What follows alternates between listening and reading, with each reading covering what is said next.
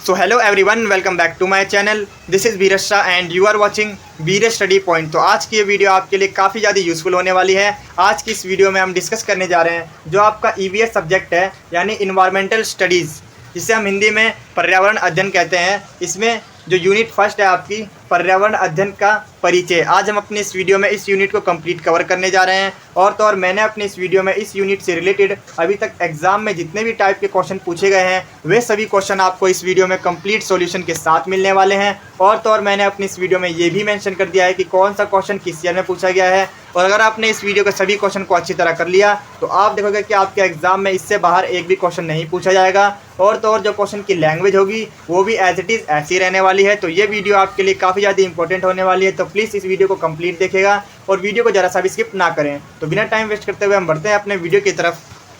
तो जो आपका जो इन्वायरमेंटल स्टडीज़ है, इसमें जो यूनिट फर्स्ट है, इससे आपके दो मोस्ट इंपॉर्टेंट क्वेश्चन बनते हैं। जो फर्स्ट टाइप का क्वेश्चन बनता है आपका वो ये बनता है कि जो इन्वायरमेंटल स्टडीज़ है इसके इम्पोर्टेंस को बताओ। ठीक है, ये आपसे किसी भी लैंग्वेज में घुमा फिरा के आपको इसके इम्पोर्टेंस को पूछ सकता है। ठीक है, और जो सेकंड टाइप का आपका क्वेश्चन बनता है वो ये बन सकता है कि जो इन्वायरमेंटल स्टडीज़ है उसको हम बहुआयामी या बहुशास्त्रीय क्यों कहते हैं। ठीक है, तो इसका रीज़न ये है क्योंकि जो हमारा ईवीएस सब्जेक्ट है, ठीक है, जो हमारा ईवीएस सब्जेक्ट है इसके अंदर ये सिर्फ एक सब्जेक्ट नहीं है, इसके अंदर कई सारे सब्जेक्ट यानी कि इसके अंदर कई सारे विषय आते हैं, इसलिए हम इसे बहुआयामी या बहुशास्त्रीय कहते हैं। ठीक है, तो अब हम बढ़ते हैं अपने वीडियो की तरफ कि हमें सॉल्यूशन एग्जाम में किस तरीके से लिखना है। 2018 के पेपर में पूछा गया था पर्यावरण अध्ययन को बहुआयामी विषय के रूप में क्यों माना जाता है।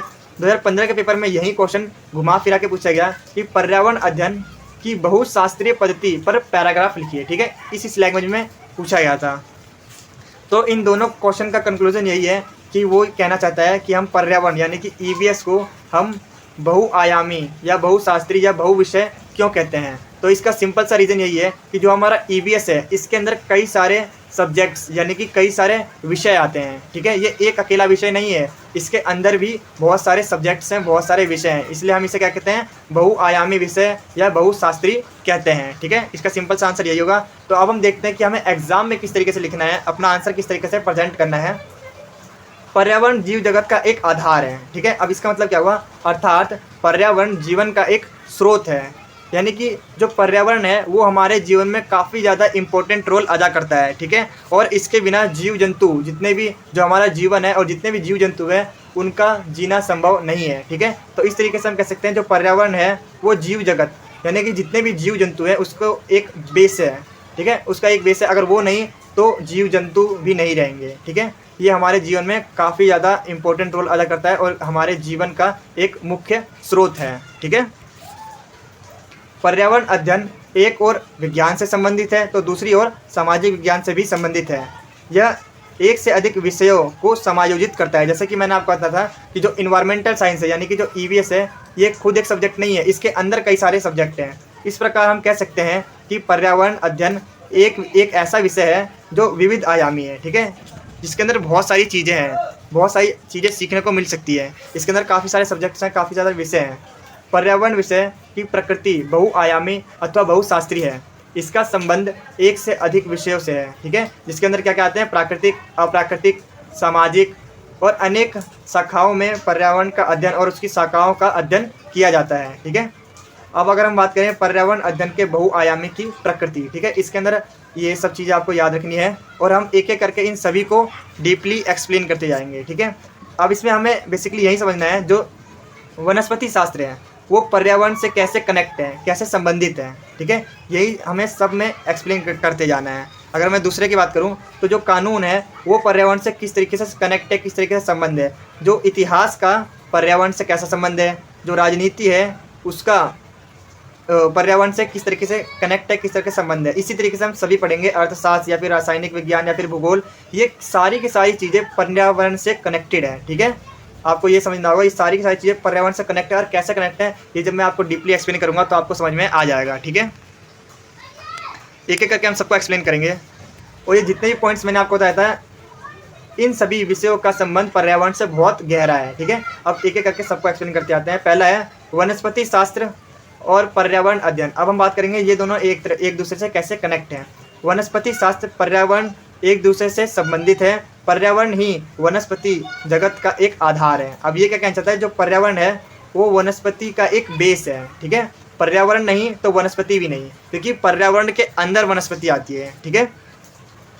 पर्यावरण के जो तत्व होते हैं, जल, वायु, मृदा, तापमान या वर्षा आदि अनुकूलन से ही हमारे वनस्पति अस्तित्व में रहता है। अगर ये सारी चीज़ें नहीं रहेंगी तो वनस्पति भी नहीं रहेगा, ठीक है। तो इस तरीके से कह सकते हैं कि जो वनस्पति है और जो पर्यावरण है ये एक दूसरे से काफ़ी ज़्यादा कनेक्टेड है, एक दूसरे से संबंधित है। अब अगर हम बात करें कि कानून और पर्यावरण कैसे संबंधित है, कानून और पर्यावरण एक दूसरे से घनिष्ठ संबंध है इन दोनों का, ठीक है। पर्यावरण के संरक्षण के लिए वर्तमान में अनेक नियम और कानून बनाए गए हैं। जैसा कि आपको पता होगा कि जैसे जैसे हमारे जो कई सारे पेड़ पौधे विलुप्त होते आ रहे हैं, ठीक है, तो इन सभी जो पर्यावरण है हमारा उनका संरक्षण करने के लिए सरकार कई सारे नियम और अधिनियम लागू कर रही है। तो इस तरीके से हम कह सकते हैं जो पर्यावरण अध्ययन है वो कानून से भी संबंधित है। अगर किसी ने इसके कानून को तोड़ा तो उसे दंड भी मिल सकता है, ठीक है। अब थर्ड पॉइंट है इतिहास और पर्यावरण अध्ययन। अब ये दोनों एक दूसरे से कैसे कनेक्ट है। इतिहास के विविध पक्ष पर्यावरण से जुड़े हैं। पर्यावरण विषय का भी इतिहास है, ठीक है। पर्यावरण में असंतुलन के कारण ही जितनी भी बहुत सारी सभ्यताएं थी उनका अंत हो गया, या फिर हम कह सकते हैं ये सारी की सारी जो पुरानी सभ्यताएं थी वो समाप्त हो गई। क्यों? क्योंकि पर्यावरण असंतुलन के कारण, ठीक है। तो इसलिए हमें पर्यावरण संरक्षण पर जोर दिया जाता है ताकि हमारी भी जो सभ्यता है वो विलुप्त ना हो जाए। अब जो फोर्थ पॉइंट है वो है राजनीतिक विज्ञान और पर्यावरण। ये दोनों एक दूसरे से कनेक्ट है, यह दोनों एक दूसरे से संबंधित है। इसके अनेक घटक जैसे प्राकृतिक दशा, संसाधन, मिट्टी की उर्वरकता, जनसंख्या, ये सभी के सभी किसी भी राष्ट्र के राजनीतिक ढांचे, सरकार के स्वरूप या अन्य देशों के साथ प्रत्यक्ष या अप्रत्यक्ष रूप से प्रभावित करती हैं। ये जितनी भी चीज़ें हैं ये किसी भी देश को उसको या तो डायरेक्ट या इनडायरेक्ट रूप से प्रभावित जरूर करती है, ठीक है, इफेक्ट जरूर डालती है राजनीति में, ठीक है। और वर्तमान में विश्वव्यापी स्तर पर पर्यावरण की राजनीति होने लगी है, यानी कि अभी जो पर्यावरण है ये इसका जो मुद्दा है ये अब विश्व स्तर पर है, ठीक है। पर्यावरण विषय पर अंतर्राष्ट्रीय समझौते भी होने लगे हैं। अंतर्राष्ट्रीय संस्थाओं द्वारा पर्यावरण पर कार्य किया जाने लगा है जिससे कि हम पर्यावरण को बचा सकें, ठीक है, पर्यावरण का संरक्षण कर सकें। फिफ्थ पॉइंट है अर्थशास्त्र और पर्यावरण अध्ययन। अब ये दोनों कैसे कनेक्ट हैं। अर्थशास्त्र और पर्यावरण अध्ययन में विशेष संबंध है। विभिन्न आर्थिक क्रियाएं, जितनी भी हम आर्थिक क्रियाएं करते हैं उनका पर्यावरण पर काफ़ी ज़्यादा प्रभाव पड़ता है। देश के विकास की अंधी दौड़ में पर्यावरण को नज़रअंदाज किया जा रहा है और संसाधनों का जिससे क्या हो रहा है बहुत ज़्यादा शोषण किया जा रहा है। पर्यावरण और आर्थिक क्रियाओं में संतुलन बहुत ज़्यादा जरूरी है। अगर हम संतुलन नहीं करेंगे तो पर्यावरण को नुकसान पहुंचेगा, उनके संसाधनों को नुकसान पहुंचेगा और जिससे हमारी सभ्यता विलुप्त हो सकती है, ठीक है। और जैसा कि मैंने आपको स्टार्टिंग में बताया था जो पर्यावरण है वो जीव जगत का एक मुख्य आधार है, एक बहुत हमारा इम्पोर्टेंट, जो हमारे जीवन में एक इम्पोर्टेंट रोल अदा करता है, एक इम्पोर्टेंट हमारे जीवन का एक स्रोत है, ठीक है। इसी के कारण अर्थव्यवस्था और पर्यावरण अध्ययन एक दूसरे से संबंधित है, ठीक है।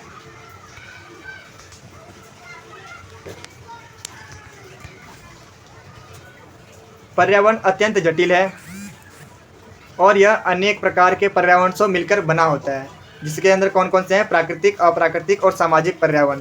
ये इन तीनों पर्यावरणों से मिलकर हमारा पर्यावरण बना होता है। अब प्राकृतिक के अंदर दो चीज़ आती है, जैसे कि आपने पढ़ा ही होगा जैव घटक और अजैव घटक। ये तो आपने पिछली क्लास में जो छोटी क्लास है उसमें पढ़ाई होगा, ठीक है, जैव घटक और अजैव घटक, ठीक है।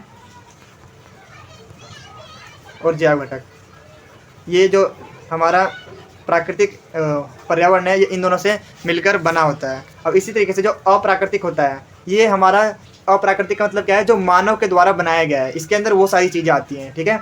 और जो सामाजिक पर्यावरण होता है उसके अंदर क्या क्या आता है, उसके अंदर जितने भी हमारे सामाजिक क्रियाएं, आर्थिक क्रियाएं, धार्मिक, ठीक है, या फिर सांस्कृतिक, ये सारी चीज़ें किसके अंदर आती हैं, सामाजिक पर्यावरण के अंदर आती हैं, ठीक है।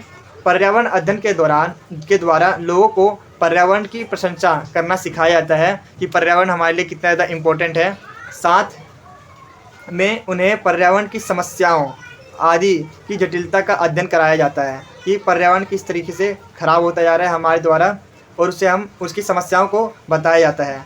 पर्यावरण के अध्ययन में विद्यार्थी प्रक्रियात्मक जानकारी का विकास कर सकते हैं जिससे कि पर्यावरण की समस्याओं की खोज कर सकते हैं कि हम कैसे अब पर्यावरण का संरक्षण कर सकेंगे और उसे ठीक कर सकेंगे पहले की तरह, ठीक है। हम पर्यावरण अध्ययन को बहुशास्त्रीय प्रकृति मानते हैं। इसके मुख्य घटक नीचे हैं। ये वही सारे पॉइंट्स हैं जो मैंने ऊपर बताए थे। तो इन सभी पॉइंट्स के द्वारा हम कह सकते हैं, ये देखो इसमें कितने सारे विषय शामिल हैं। तो इससे हम इसे क्या कह सकते हैं कि ये एक बहुआयामी है। ठीक है, बहुआयामी उपागम बन सकता है, बन जाता है ये। इतने सारे सब्जेक्ट हैं इसके अंदर। ठीक है, बहुआयामी या बहुशास्त्रीय आप कुछ भी कह सकते हो। हम इसे निम्न तालिका में वायु प्रदूषण के संदर्भ में दर्शा सकते हैं। ठीक है, इसकी तालिका नीचे बनी हुई है।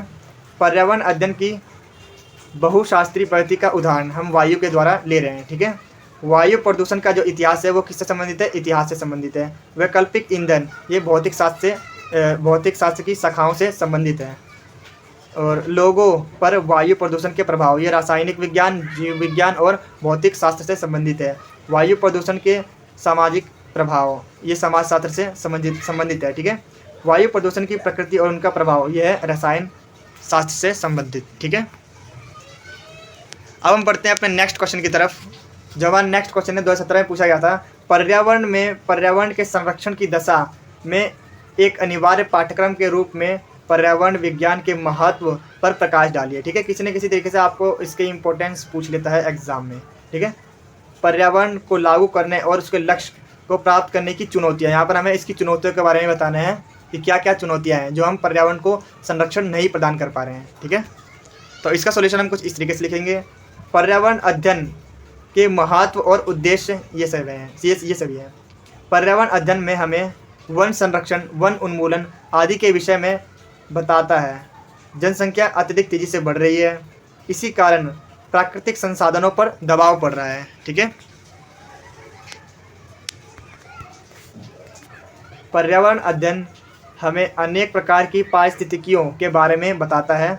इसमें संरक्षण पारिस्थिति, फॉर एग्जाम्पल प्रदूषण पारिस्थिति शामिल है। ठीक है, संरक्षण परिस्थितियों में पर्यावरण सिद्धांत के द्वारा स्रोतों के उचित प्रबंध को सिखाया जाता है कि हमें क्या प्रबंध करना चाहिए। ठीक है, ये मैनेजमेंट के बारे में सिखाता है हमें, जो इन्वायरमेंटल साइंस है हमारा, जिसके द्वारा मनुष्य अपने कल्याण कर सकेगा। ठीक है, खुद का तो कल्याण कर ही सकेगा और जो आने वाली पीढ़ी है उसका भी कल्याण होगा, जिसे हम क्या कहते हैं, सतत विकास भी कहते हैं। आपने पढ़ा होगा सतत पोषणीय विकास क्या होता है। ठीक है, प्रदूषण परिस्थिति में प्रदूषण के प्रभाव और उसे कैसे कम किया जा सके इसकी शिक्षा दी जाती है। ठीक है, तंत्र पारिस्थितिक पारितंत्र का विश्लेषण किया जाता है। तंत्र पारिस्थितिकी में पारितंत्र का विश्लेषण किया जाता है। अब अगर हम बात करें पर्यावरण की समस्याओं का अब विश्व स्तर पर चर्चा होने लगी है, जैसे कि ओजोन परत का क्षय, अम्लीय वर्षा और भूमंडलीय तपन। ठीक है, एक एक करके तीनों के बारे में बता देता हूँ मैं। ओजोन परत का क्षय, जैसे कि आपको पता होगा हमारे जो पृथ्वी में एक ओजोन परत होती है, जो कि ये जो वाइट ब्लू रंग की दिख रही है, ये है। ये क्या करती है, जो सूर्य से आने वाली जो यूवी रे होती है, यानी कि यूवी किरण होती है, उससे हमारे शरीर की रक्षा करती है, हमारे पर्यावरण की रक्षा करती है। ठीक है, क्योंकि उससे कई घातक बीमारियां होती है। लेकिन अब क्या होते आ रहा है, ओजोन परत का क्षय होते आ रहा है, यानी कि जो उसकी लेयर है वो काफ़ी ज़्यादा पतली होती आ रही है और काफ़ी पतली होती आ रही है, जिससे कि जो यूवी रे है वो धरती तक पहुंच जा रही है और इन्वायरमेंट को ख़राब कर रही है। अब इसी तरीके से जो अम्लीय वर्षा है, अम्लीय वर्षा से किसको ज़्यादा नुकसान होता है, जो जितने भी जलीय जीव रहते हैं, ठीक है, और पेड़ पौधे रहते हैं, अम्लीय वर्षा से वो मर जाते हैं। ठीक है, और जो भूमंडलीय तपन, जैसे कि आपको इस इमेज में दिख रहा होगा कि ऐसी हमारी पृथ्वी थी, लेकिन अब वो गर्म होते जा रही है, आग का गोला बनते जा रही है। आज एक वैकल्पिक साधन की आवश्यकता है। अब जिस तरीके से आपको इस इमेज में दिख रहा होगा कि हमारी पृथ्वी दिन प्रतिदिन और ख़राब होती जा रही है, तो अब हमें एक सेकंड साधन की भी आवश्यकता है, जिस कारण हमें पर्यावरण अध्ययन की आवश्यकता है। इसलिए तो हम पर्यावरण अध्ययन करते हैं कि एक साधन खत्म हो गया तो हमें एक वैकल्पिक साधन हमारे पास होना चाहिए। ठीक है, और इसकी शिक्षा हमें कौन देता है, पर्यावरण अध्ययन, यानी कि ईवीएस से हमें मिलता है। पर्यावरण अध्ययन के उद्देश्य हैं, पहला है जागरूकता। यह संपूर्ण पर्यावरण और उससे संबंधित समस्याओं को लोगों को जागरूक करने में सहायक है। ठीक है, अब जो इसके उद्देश्य क्या है, इसके उद्देश्य ये है कि हम ज़्यादा से ज़्यादा लोगों को जागरूक कर सकें। और दूसरा नॉलेज, यह संपूर्ण पर्यावरण उससे संबंधित समस्याओं को आधारभूत समझ देता है, यानी कि बेसिक नॉलेज देता है लोगों को कि आखिर ये पर्यावरण है क्या। ठीक है, और हमें इसकी समस्याओं का किस तरीके से समाधान करना है, तो इसके लिए हमें एक बेसिक नॉलेज प्रदान करता है, मनुष्य की जिम्मेदारियों की भूमिका को बताने में सहायक है। और थर्ड पॉइंट है स्किल। यह पर्यावरण संबंधित समस्याओं का समाधान खोजने में भी काफ़ी ज़्यादा मददगार है। यानी कि अगर हम ये पढ़ते हैं तो इससे हमें ये पता चलता है कि अब जो समस्या आ गई है उससे हम निपटे कैसे हैं, ठीक है। तो इसके लिए हमें एक स्किल देता है। पर्यावरण अध्ययन में पर्यावरण के लक्ष्य को प्राप्त करने की चुनौतियाँ। अब क्यों हम इस समस्या से क्यों नहीं निपट पा रहे हैं, ठीक है, उसके काफ़ी सारे रीज़न भी हैं। पहला है इस प्रकार के पाठ्यक्रम के लिए अध्यापकों की कमी है। यानी कि कोई भी जल्दी इन्वायरमेंटल साइंस लेता नहीं है, और जब कोई लेगा नहीं तो कोई इसका टीचर बनेगा नहीं, जब कोई इसका टीचर बनेगा नहीं तो पढ़ाएगा कौन, ठीक है, ये दिक्कत पड़ती है। लोग पर्यावरण अध्ययन के बारे में सोचते हैं कि यह उसके लिए एक अच्छा कैरियर नहीं है और ना तो उसमें कोई स्कोप है, जिस कारण बहुत कम लोग पर्यावरण अध्ययन लेते हैं, और जिससे क्या होता है, जो भी ये पढ़ाने वाले हैं, जो इसके अध्यापक हैं, उनमें कमी होगी, ठीक है। सेकंड पॉइंट है पाठ्यक्रम को गंभीरता से नहीं लिया जाता। यह केवल किताबों तक ही रहता है, लेकिन जो वास्तविक यानी कि जो रियल लाइफ में उसमें इसके सिद्धांतों का पालन नहीं किया जाता, ठीक है। जैसे कि हमें कहा जाता है कि इन्वायरमेंट को साफ रखो, लेकिन कोई करता नहीं है, ठीक है। ऐसे से बहुत सारी चीज़ें हैं, सिर्फ किताबों तक सीमित रहती है। हमें जो भी सीखते हैं उससे अपने रियल लाइफ में अप्लाई करना चाहिए, ठीक है। भारत ने पर्यावरण अध्ययन को गंभीरता से नहीं लिया। भारत सरकार ने केवल पुस्तकें उपलब्ध करा दी, किंतु इस पर अधिक ध्यान नहीं दिया, और शिक्षकों की कमी के कारण नॉलेज सिर्फ किताबों तक सीमित रह गई, ठीक है। फोर्थ पॉइंट है विद्यार्थी इस प्रकार के कोर्स को अपने कैरियर का मार्ग नहीं बनाना चाहते हैं।